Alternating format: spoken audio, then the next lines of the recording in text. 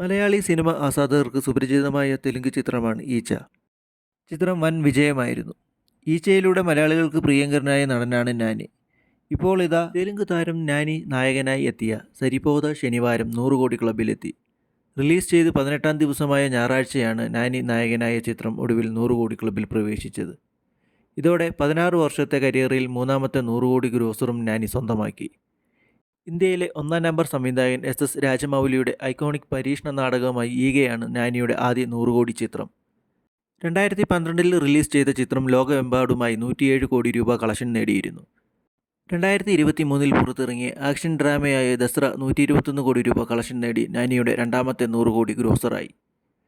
Surya's Saturday എന്ന പേരിൽ മലയാളത്തിലും ഈ ചിത്രം റിലീസ് ചെയ്തിരുന്നു. വിവേക് ആത്രേയ രചിച്ച് സംവിധാനം ചെയ്ത ചിത്രം ഓഗസ്റ്റ് 29-നാണ് റിലീസ് ചെയ്തത്.